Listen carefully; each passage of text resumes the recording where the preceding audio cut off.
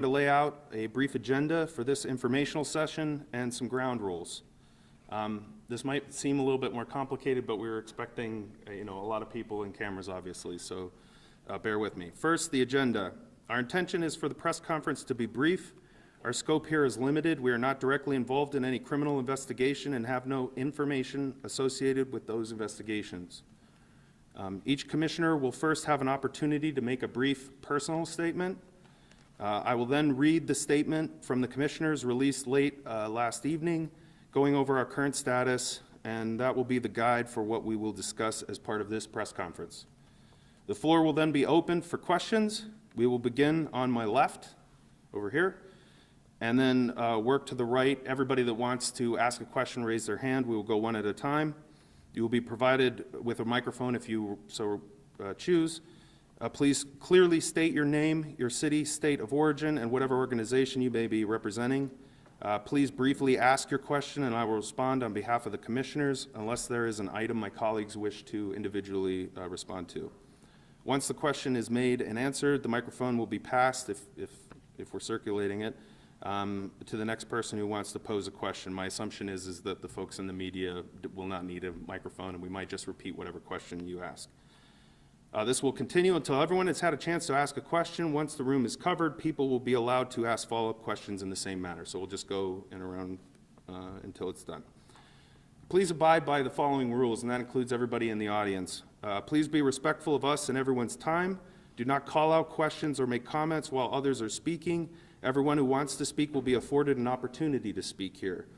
Everyone with a question will be allowed to ask a question. Please keep any questions or comments brief so that everyone has an opportunity to speak. And two, the commissioners will not discuss anything related to the criminal investigation into this matter. Please do not repeatedly ask the same or similar questions once the commissioners have responded that an item is related to the criminal investigation. We thank you for your time and willingness to come here to the press conference and participate in this event. And with that, I'm going to turn it back to the commissioners so that they have an opportunity to give their personal statements. Thank you, Jeff. As chairman, and on a very personal note, needless to say, this is a very sad and unfortunate situation. I take my role as commissioner very seriously, and this is not reflective of my personal passion to act in all ways in a manner of what's best for the residents in this community. In that regard, I apologize for this terrible situation. This is not something I ever imagined occurring as part of my role as commissioner. As the other commissioners will share, we've been fully cooperative and responsive in the commissioner's role in support of all activities, large and small, associated with seeing this person apprehended as quickly as possible. Thank you.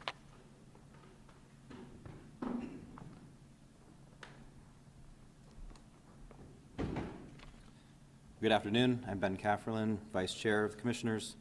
The Commissioners have not said a lot yet about the events over at the jail, and that's because of the ongoing investigations. But it's now time for us to address the residents of Warren County. You are right to expect that when someone is charged and confined in our jail, that they will remain there. And so as a citizen, as a neighbor, even as a husband and a father, that's an expectation that I share. And it's part of that foundational trust, the sacred trust, that we've been given as elected officials. Normally, Warren County is known as an awesome place to work, live, and play, but it's now been 5.5 days since an inmate escaped the Warren County Jail. 5 days now that have caused fear and anxiety to ripple throughout Warren County and the region. And it's resulted in the national spotlight being put on Warren County for a bad reason.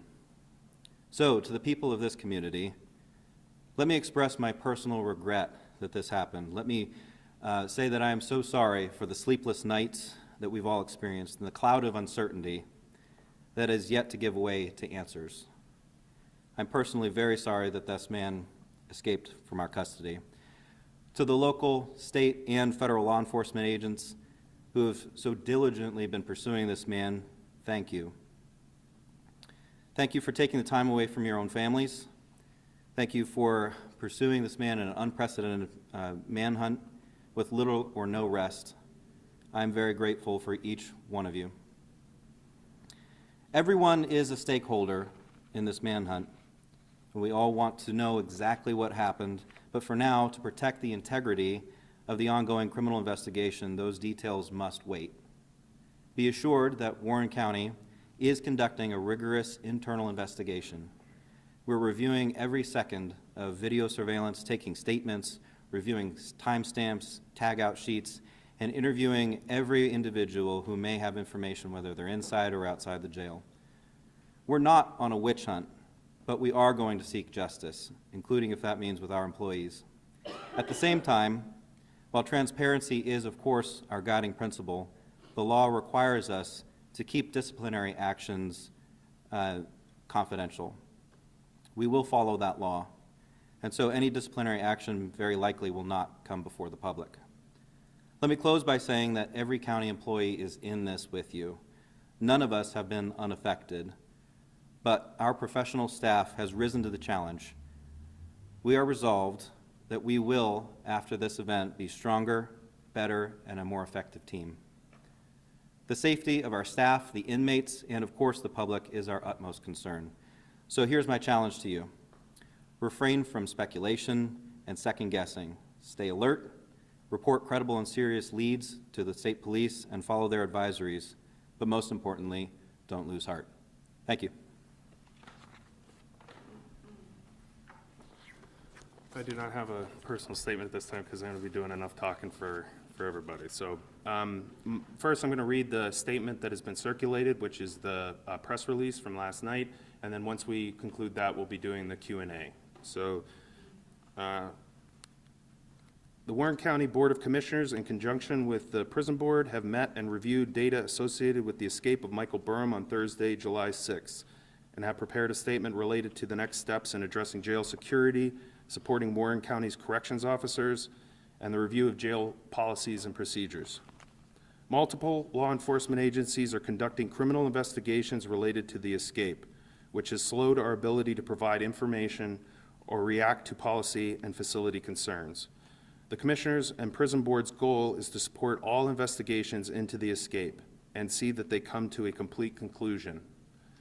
As the criminal investigation concludes, the Prison Board and Commissioners' immediate focus is their responsibility to the county jail, its staff, the inmates in their care, and the community's safety.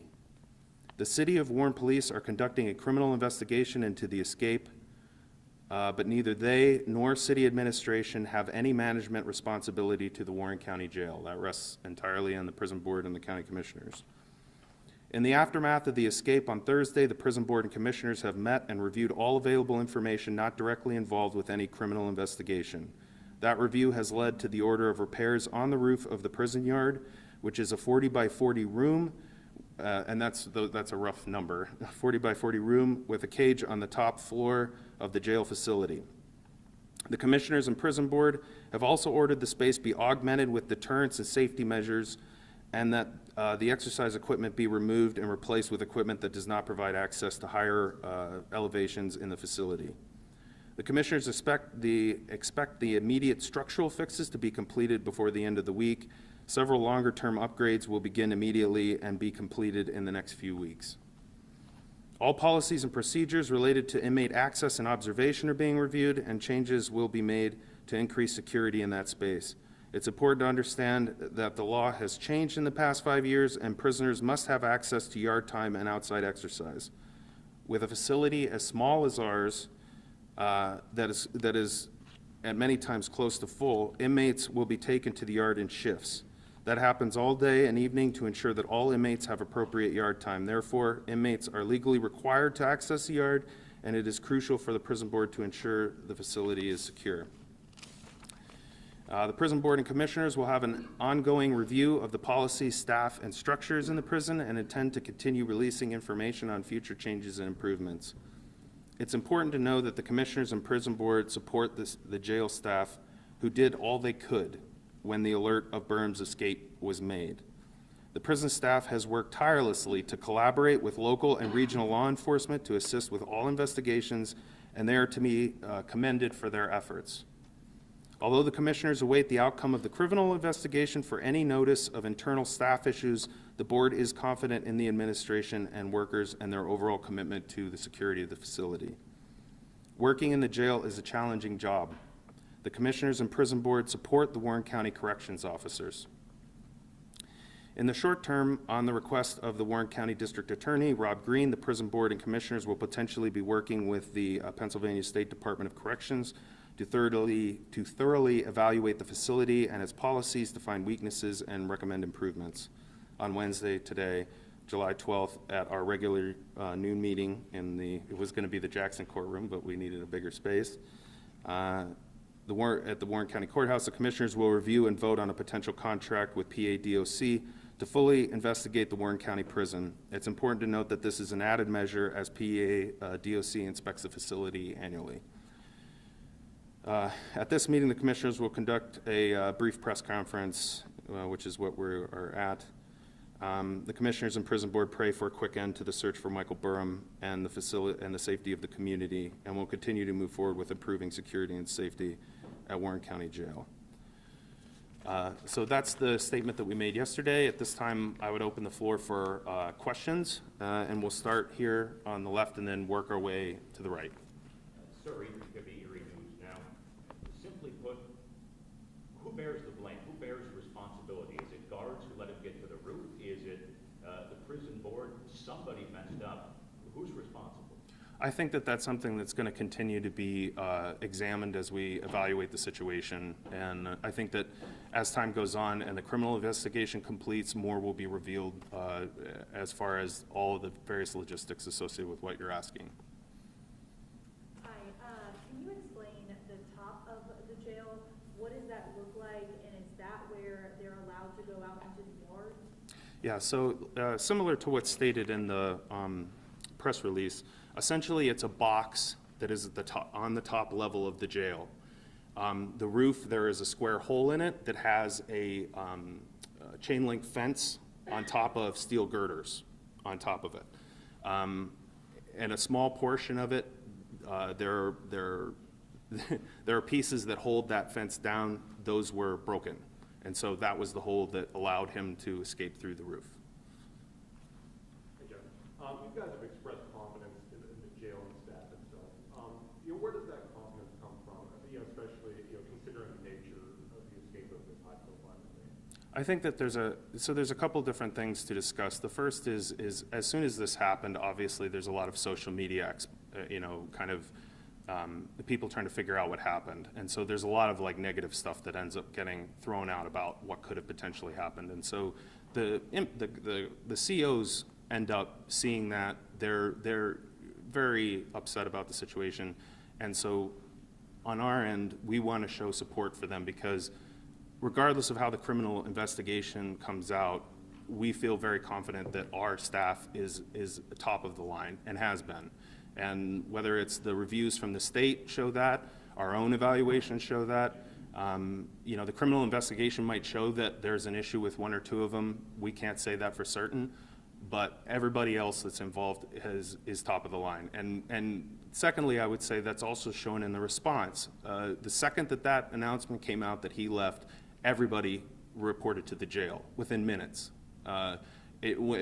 Everybody. And immediately started collaborating with the state police and everybody involved. And their response has been fantastic. Most of those people have not slept. They have tried everything they can because their number one priority is getting Michael Burham back in custody. Let's see. Alex Porcher, ABC News. Commissioner Eggleston, you had mentioned that the county IT handles the security cameras on the outside of the jail. Mm-hmm. So trying to get some understanding. What happened Thursday night that had that gap of 60 to 90 minutes in police officers getting that footage to understand where Burham had gone? I think that first of all, that is directly related to the investigation. So I'll just say that, like all of the footage related stuff that involves the investigation. The second thing I would say is that we do not have people escape from the jail on a regular basis. And so that's why every moment of everything that happened after he escaped is being reviewed so that we can make sure that all of those things get buckled down and taken care of if there is a deficiency. But isn't that a deficiency if there's a gap in security coverage or being able to retrieve that coverage? I think that there's a possibility that there'll be a larger discussion about what you're talking about as the criminal investigation finishes, about the details that you're asking for. Are you looking at retooling your camera system? I think that every aspect of the jail's security, certainly at the top, is being evaluated, including the cameras. So if there are gaps, they will be corrected. Hi, Riley Huskus with News 4 Buffalo. Could this criminal investigation lead to charges of people in charge of the prison, or are you just expecting it to lead to maybe layoffs or anything like that? All of that's a possibility. I can't speak to any of it in detail. I can say that, as this moves forward, more will be shared with the public. Part of the reason that we're, to lack of a better term, cagey on responding to media requests for film footage and other things is we do not want to interfere with the investigation that's happening. We could get in trouble for that. So we're trusting the attorneys and the DA and the people that are involved that are a part of the investigation to instruct us on what we should be releasing to the public. Nobody here has any issue with transparency. It's just a matter of we want to make sure that we're doing everything by the book. And I think that all of that will come out as time moves forward. Anybody? Yep. Reporting on News Nation, so you mentioned that there was a break in the fence that allowed him to escape, is that true? In the chain link fence on the roof, it's connected to the beams. A couple of those broke, and that's how he crawled out. So when was the last time that space was evaluated for any breaks or any possibilities for anyone to escape? Yeah, I mean, we review the facility on a regular basis, and again, I think that type of information is stuff that's going to come out as part of the ongoing criminal investigation.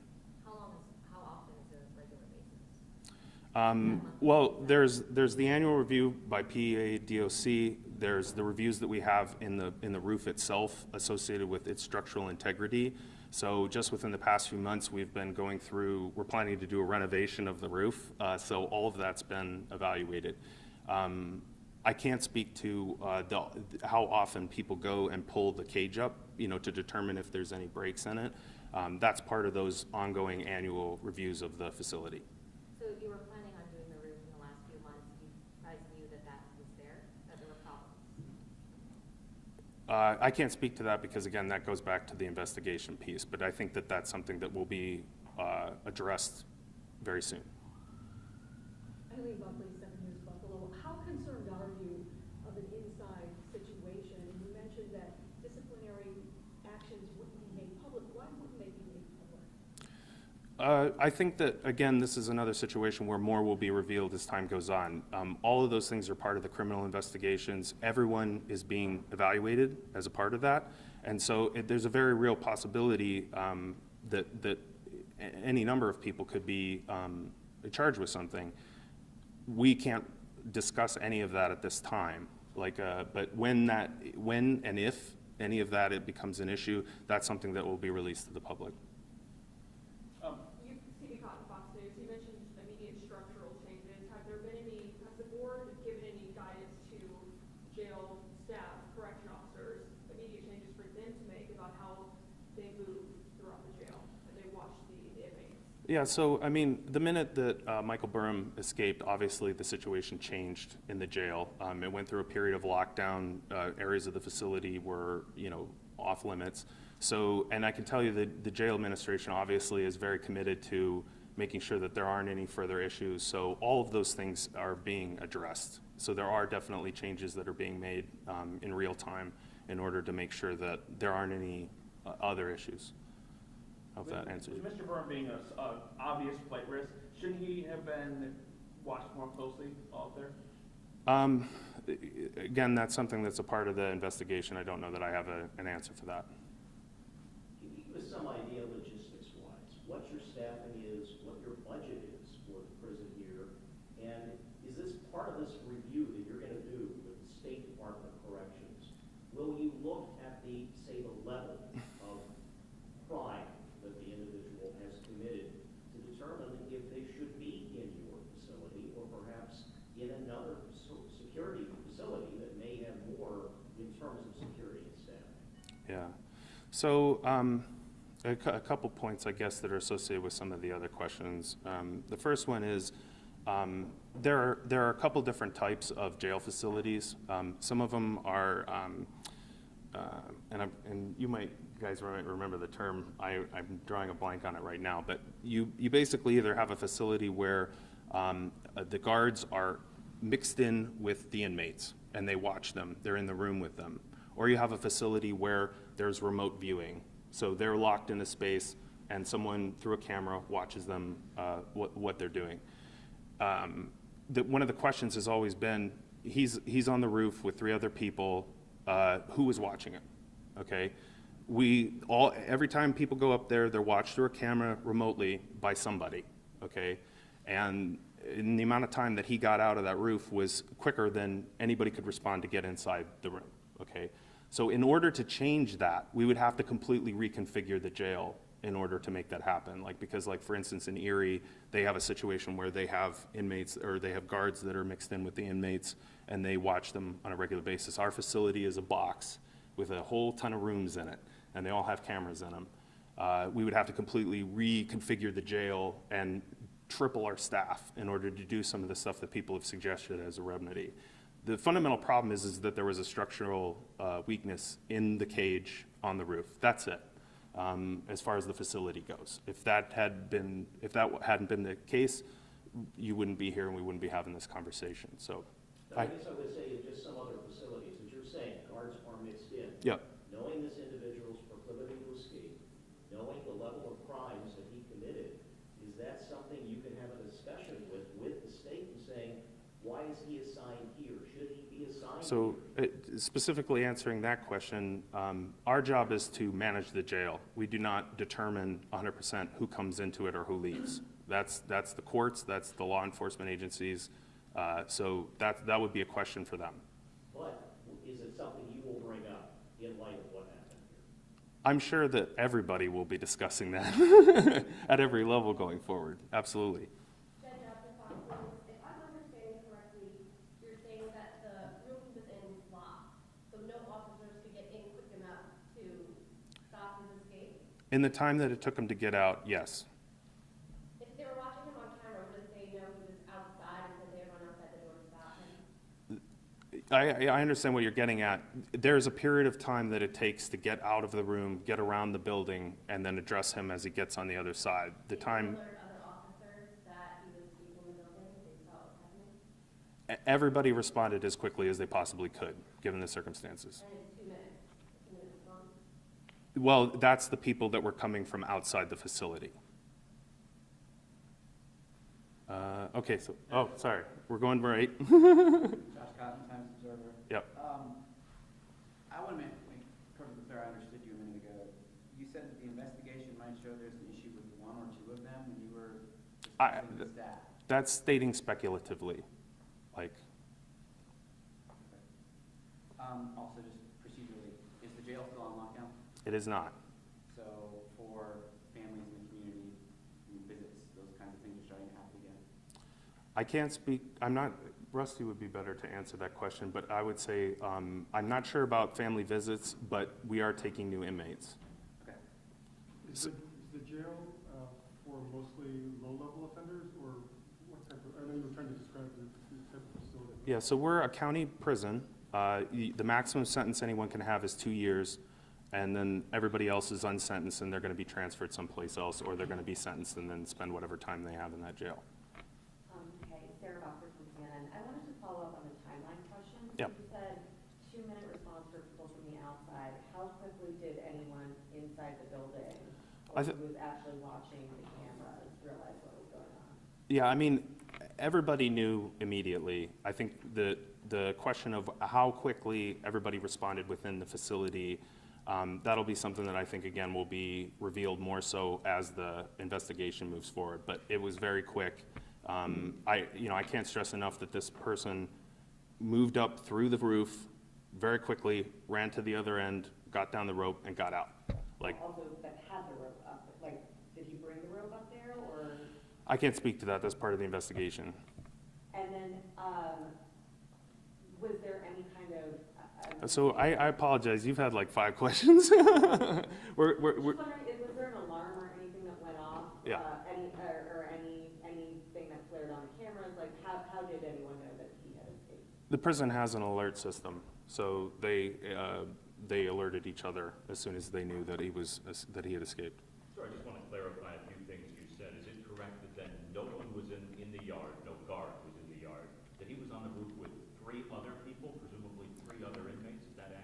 So he was in the caged yard, okay? This is one of the confusing things is people hear yard and they think that, like they think a prison movie and he's like out in the yard. He's on there's a roof, there's a hole in the roof with a cage, and he was in there with 3 other inmates.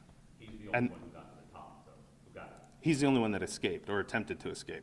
And that's part of the criminal complaint that was released by the city. How many people were on staff that night if no one was there and someone watching cameras? How many staff were on duty that night? I can't speak to that at this time. Next question. Jeff, this is in regards to staffing, and do we know, has the jail been, fully staffed in the days, weeks, months leading up to this? Has there been a shortage of staff or the jail? Yes, yes, it has. And so, as to clarify, there were 87 people that were in the jail as inmates the night of the escape. We now have 90, I believe, and our max is 140. There have been times previous to COVID where we were at 140 on a regular basis, and that really stretched staff pretty thin. 90 is a good number for us, from my perspective. Yeah, do you believe going forward, if at the time someone watching the cameras didn't have enough time to get inside and catch this person escaping, do you believe cameras are an effective way of security measures going forward? That's absolutely something that we're going to review. So everything associated with I'm sorry, I hit somebody's mic. Everything associated with the yard and the people inside and how they're observed is going to be reviewed and potentially changed. The only issue that we deal with is it's mandated that they have to have yard time. So we have to figure out a way to provide that to them in a secure and safe situation. And then going forward, how many sheets is each prisoner given, and how is he able to collect so many in such a short amount of time? I've waited for that question, and the truth is again, that's part of the criminal investigation. That's definitely something that we'll discuss once the criminal investigation is completed. Is there one central location where these cameras are and the guards are there watching? It's not like there are several rooms of cameras? I think that that's a security question, and I don't know that I feel comfortable answering that. I just know that there are many cameras and there's many people watching the inmates. Well, kind of back to the sheets, I think it takes a lot of sheets to rappel down the side of the building. We've seen images of this so-called rope.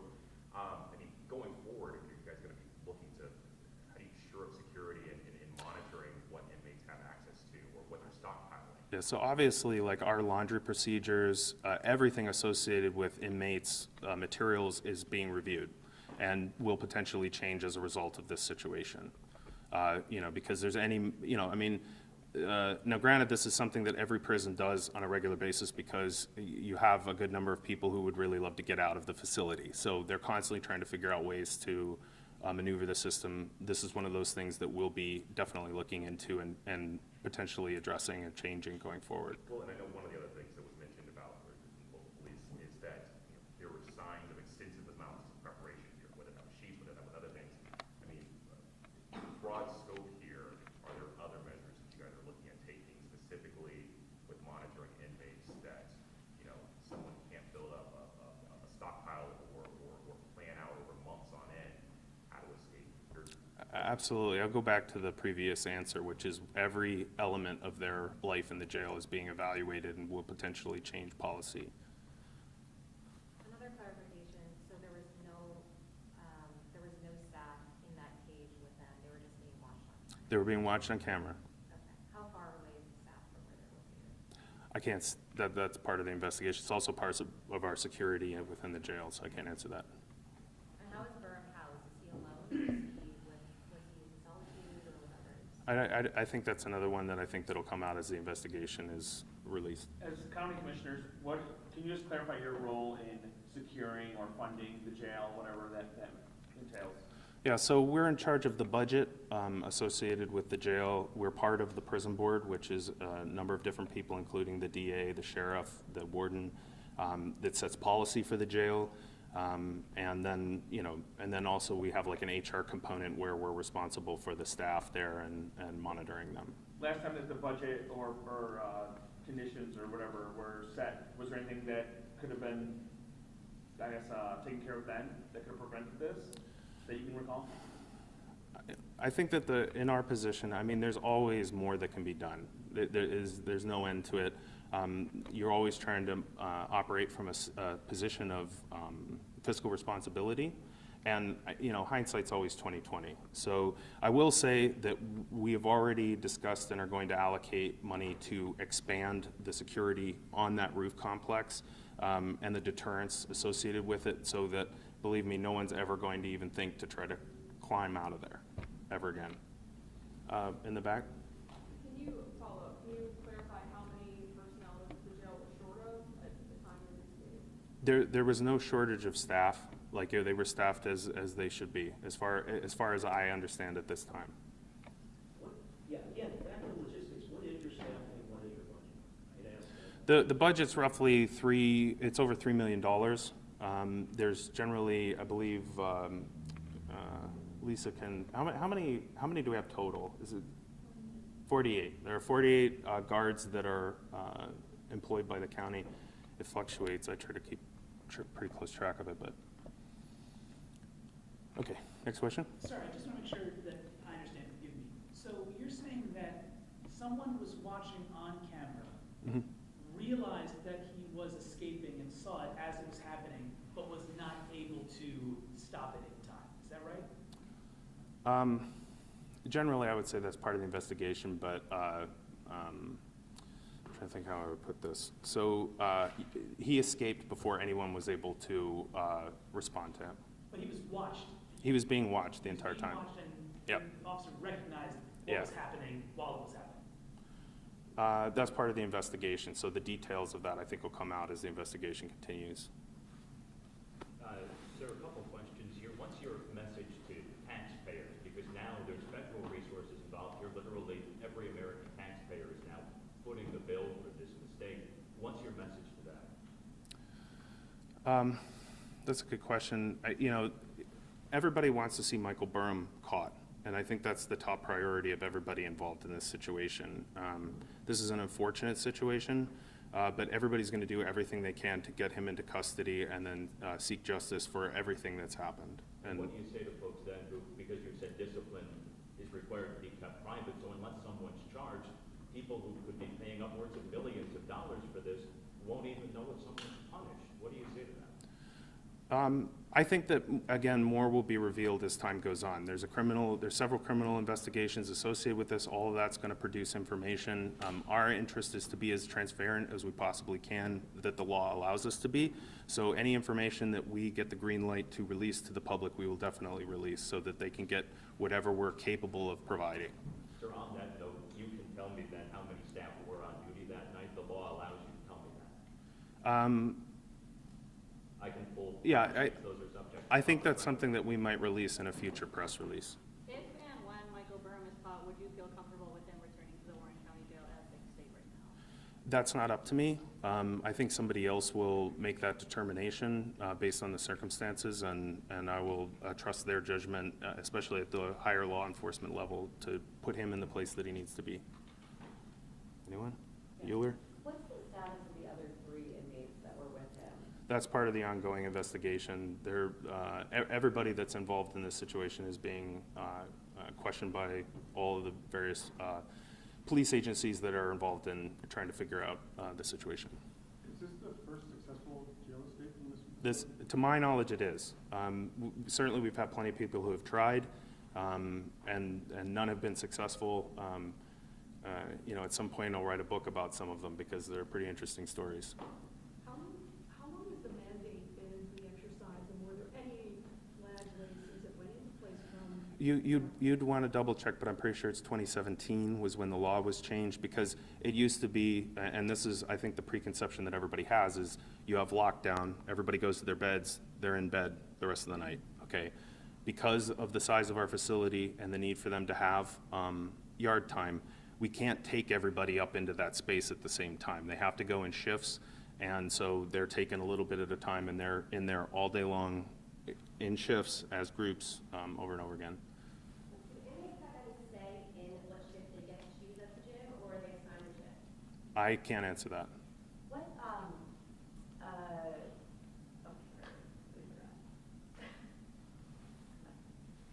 Okay.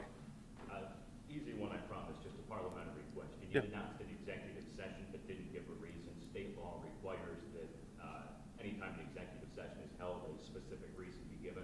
What was the reason for that executive session? I would defer to the, what's, yeah. Personnel is not specific enough per state law. I need more than that. There's pending litigation, there's, and then there's also personnel matters to review. Related to the Burham escape? Related to the operation of the jail. Okay. I'm sorry, I do have a question. So, okay, we'll go back around. Go ahead. Just some clarification here. I mean, so you mentioned 3 inmates in that cage on top of the roof. 11:20 at night is pretty late for inmates to be together on a roof unsupervised. Why were they up there so long? They're up there for quite a while in order to accommodate state law. We have 90 people in the facility. They're going up 3 or 4 at a time. If they're up there for an hour, you tell me how long, you have to go in shifts. That's the way it works. But that late? It runs almost 24 hours a day. Were there 3 total plus Burham, so I guess 4 total? That's in the police complaint from the city, so that, yes, I would suggest reading that. Well, how long had there been a plan to do some work on the roof, and when was it supposed to happen? We're still working on it. I mean, that's the replacement of the roof itself, like trying to address the age of the roof, leaks, stuff like Okay, that. so there wasn't a time frame in place, like in a month, It's all, you'd always like it to go faster than it does. Let's put it that way. Anybody? Okay. Is everybody, okay, with that, we will close the press conference. I thank you all for your questions. They're all very good, and take care and have a good rest of the day. We'll now recess for 5 to 10 minutes until, I'm assuming all you guys want to take a break and move your stuff. If you want to, you can stay if you like. And so end the press conference as well as public comment, and then we will recess as Jeff mentioned for a few minutes, and then move on with the